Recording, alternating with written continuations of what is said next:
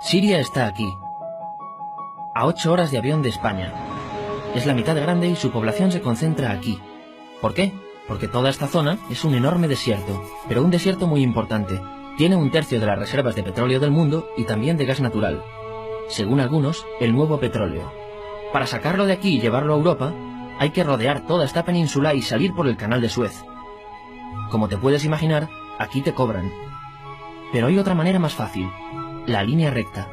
El que controle estas tuberías las puede abrir y cerrar, como un grifo. Si no pagas, no hay petróleo, ni gas. Esta región es increíble. La civilización en el planeta empieza en 3 sitios y este es uno de ellos. Mesopotamia, aquí. Sumer, que te sonará menos, pero es donde empieza todo, aquí también. ¿Recuerdas la Torre de Babel de la Biblia? La hicieron estos tíos. Egipto, aquí.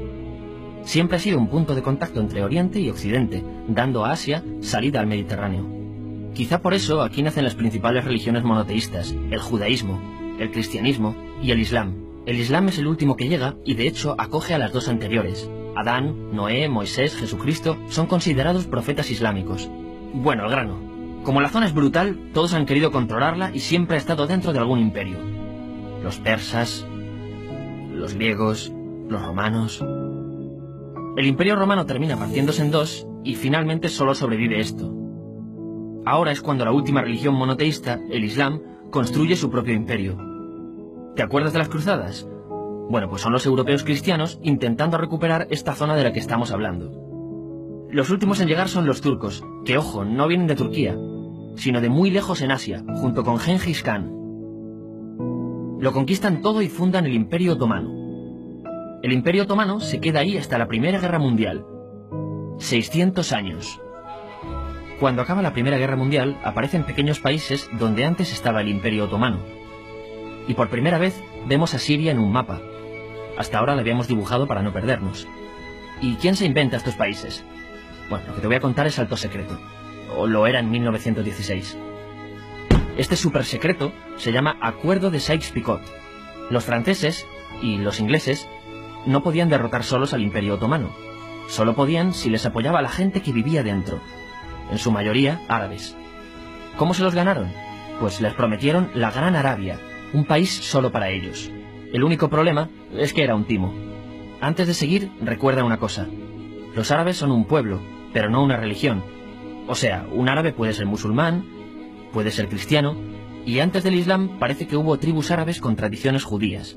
Bueno, pues a los árabes no les dieron ese único país que les habían prometido. En su lugar, franceses y británicos crearon muchos países pequeños. Estos países, obviamente, no eran países de verdad, sino zonas bajo su control, con gobernantes puestos por ellos. Durante este tiempo hacen lo que quieren con la zona. Recuerda que hay petróleo. Siria, aunque no tiene grandes reservas, tiene fácil salida al mar. Y Francia, que es la que se ha quedado con Siria, se lo da a compañías extranjeras. Después de la Segunda Guerra Mundial, los europeos se van. En el caso de Siria, son echados a patadas.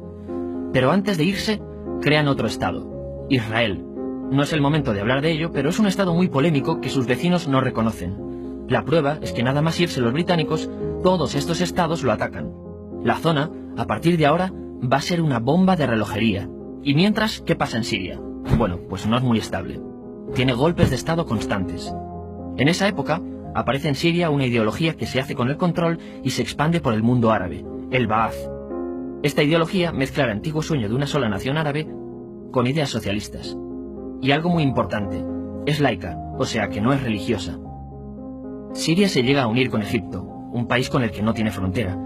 Pero no es algo raro, muchos de estos países intentan hacerlo también. Como recordarás, a esta gente se le había prometido un solo país y las ganas las seguían teniendo. Pero la unión falla. En este tiempo, Egipto les convence para nacionalizar el petróleo. En Siria, Al-Assad, el padre del Assad de ahora, se convierte en jefe del estado Ba'ath. En Irak, también Ba'ath, comienza a ganar fuerza Saddam Hussein. Las diferencias entre ambos países dividen a los partidos Ba'ath de otros países en pro-Siria o pro-Irak. Ahora ocurre la Guerra Fría. El mundo se divide en 2.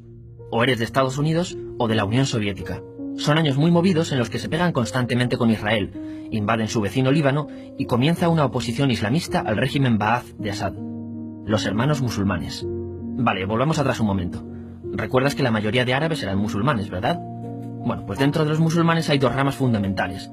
Suníes, la mayoría, y chiíes. En el caso de Siria, a pesar de ser un estado laico, los gobernantes como Assad y los jefes militares eran chiíes, los cuales representan menos del 13%. En cambio, casi el 70% de la población es suní. Un dato curioso es que los cristianos son casi el 10%. Que los chiíes controlen el gobierno y ejército mosquea a la población suní, y ese sentimiento es aprovechado por los hermanos musulmanes, islamistas radicales suníes. Estos toman las armas en la ciudad de Hama, en contra del gobierno, y Assad acaba con la revuelta a costa de matar miles de civiles y encarcelar a mucha gente. En el año 2000, Assad padre muere, y le sucede Assad hijo. Ante las presiones, libera a muchos presos, trae internet y esperanzas de cambio. Hay un periodo de gran debate político y aparece la oposición. También vuelven los hermanos musulmanes. Los siguientes años son difíciles. Arrestan a la oposición. Y Bush incluye Siria en el eje del mal, y esto la aísla. Está mal visto negociar con Siria. Los kurdos, un pueblo que vive repartido por varios países de la zona, comienzan a protestar también. Hay represión y muertos. En 2011, te sonará esto, ocurre la Primavera Árabe. ¿Qué es esto? Bueno, es una protesta que se va propagando por todos los países árabes pidiendo más democracia. Como ves, el mundo árabe, a pesar de estar dividido en países, tiene tendencias generales. Cuando llega a Siria, Assad hijo termina usando el ejército y en los enfrentamientos mueren unas 1000 personas. Los enfrentamientos irán escalando hasta que se conviertan en guerra civil. No hay un momento exacto de inicio. Lo importante es que hoy en día hay numerosas facciones en juego. Vamos a verlas. Pero primero piensa en que todo está dividido entre chiíes, la minoría, y suníes, la mayoría. Chiíes, y además laicos, o sea, no religiosos, son el gobierno de Al-Assad. Controla todo esto, que si recuerdas son básicamente las zonas chiíes del país, y está enfrentado al resto. También mayoritariamente laico, pero suní, es el Ejército Libre de Siria, o FSA en inglés, junto con el Frente Islámico, que es religioso, y otros 70 y pico grupos más, forma una coalición que la prensa llama simplemente la oposición.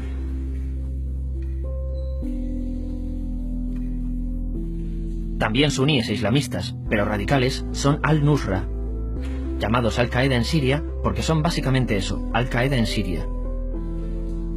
Otros islamistas radicales son el ISIS o Estado Islámico. Salen de Al-Qaeda en Irak, controlan la mayor parte de Siria e Irak y se han hecho famosos por sus atrocidades. Su objetivo teórico impacta a muchos. Es un Estado Islámico a lo largo de Asia, África y Levante. Aunque a ti ya te suena, ¿verdad? En naranja tenemos al pueblo kurdo, que recordarás porque el presidente Al-Assad lo reprimió, al igual que gobiernos de países próximos también lo hacen. Ahora controlan militarmente esta zona. Antes de terminar, repasemos los apoyos internacionales a fecha de octubre de 2015. Las fuerzas de Al-Assad son apoyadas por Rusia, que ya tenía base militar en el país antes del conflicto, Irán y China. Todos son países de lo que Europa llama Oriente. En contra de Assad, apoyando a la llamada oposición, luchan Estados Unidos, Turquía, Francia, Gran Bretaña y Arabia Saudí. Podemos terminar con algunas conclusiones. Te advierto que esto ya es pura opinión. Si recapitulamos, vemos que la región es estratégica. Por su situación privilegiada, todos la quieren. Siria siempre ha estado bajo el paraguas de grandes imperios. Piensa que hace 100 años la actual Francia era Francia, Gran Bretaña era Gran Bretaña. Pero es que hace 200 también, y hace 300 también, y hace 400 también. En cambio, Siria solo es Siria desde hace menos de 100 años, y solo se gobierna a sí misma desde hace poco más de 50. Además, jamás decidieron sus fronteras, se las impusieron.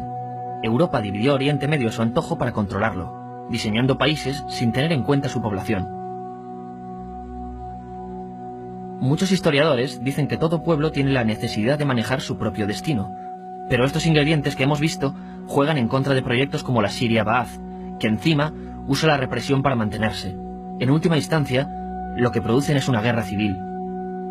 En este contexto no es extraño que aparezcan actores que se alimenten de la desesperación, el sentimiento suní de opresión y la visión de Occidente como invasor. ISIS usa la identidad árabe y la mitología de antiguos imperios. Cuando quieras entender el presente, pregúntate, ¿y el pasado?